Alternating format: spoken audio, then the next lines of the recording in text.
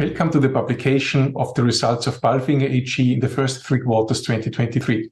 My name is Felix, CFO of Palfinger AG. Palfinger is the number one in the market for cranes and lifting solutions. We had a revenue of 2.23 billion in 2022. We are present in all regions worldwide with 30 production sites. And what is even more important for our customers, which is a very important USP, we have 5,000 service centers. So we are very close to our customers around the globe.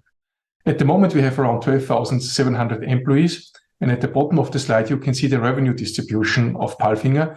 And for the first time, we have reached a 25% of revenue share of the region North America.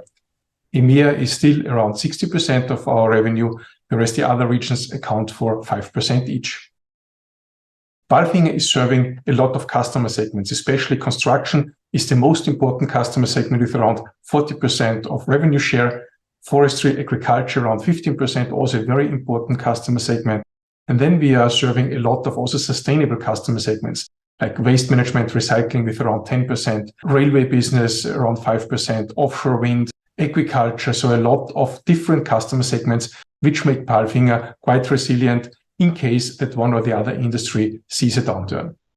Sustainability has always been a key driver of Palfinger and is a very important factor for our strategy, but also for our operational daily business. On the one hand, it's about reduction of CO2 emissions. Clearly, here the biggest impact is our Scope 3 emissions because our products are installed on diesel trucks. So if in the future we focus on equipment for electric-driven trucks, we can make a major impact in terms of reduction of Scope 3 emissions.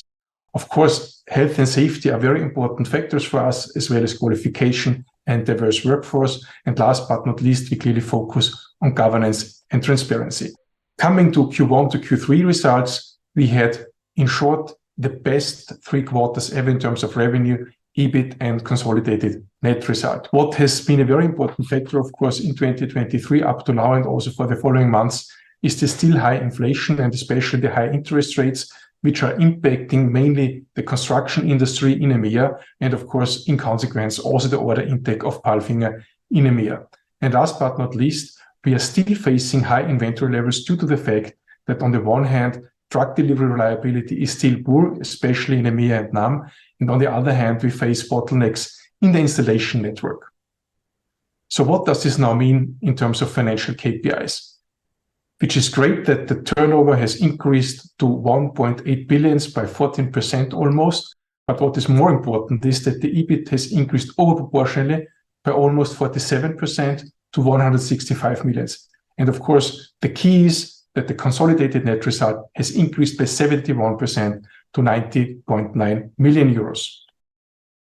Coming to the cash flow, so of course we have a very good starting point with the high profitability, but unfortunately the change in working capital is still a negative impact. So we had an increase in working capital of around 130 million in the first 3 quarters.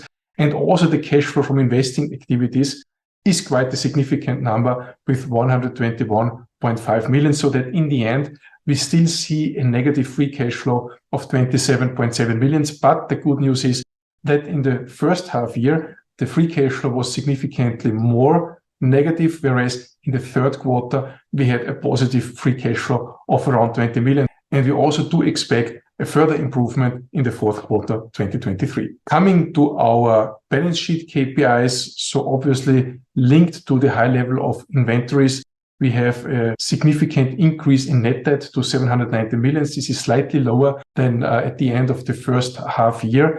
Measures have been implemented to reduce especially inventories of finished goods, but also the inventory of components and of purchased goods.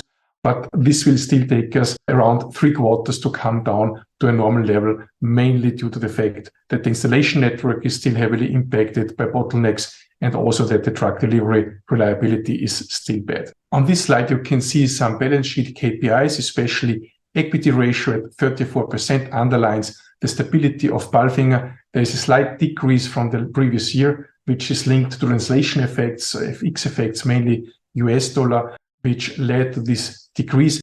But net debt, EBITDA and ROCE have improved and are heading towards our target levels. Coming now to the outlook for the remainder of the year and for the full year 2023, we are clearly on track for a significant record year in terms of EBIT and turnover. So we do expect a revenue of 2.4 billion as already guided at the beginning of the year.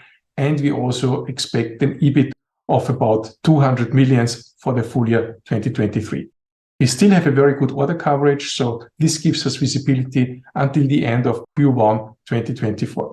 We also have to see that now going beyond 2023, that the uncertainties have increased mainly due to the geopolitical developments, and also the macroeconomic situation, especially in EMEA at the moment, is quite unclear. What we can see is that there are no indications, there is no noticeable market recovery in EMEA currently foreseeable. On the other hand, we still see a very positive market environment in North America and also in the marine market.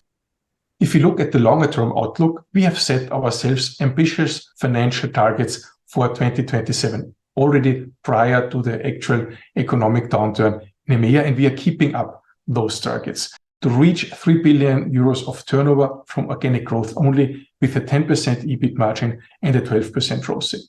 In order to reach those ambitious goals, Maria Koller will strengthen the executive board as Chief HR Officer from January 24 onwards, and she will contribute to achieving these goals. Thank you very much for your attention.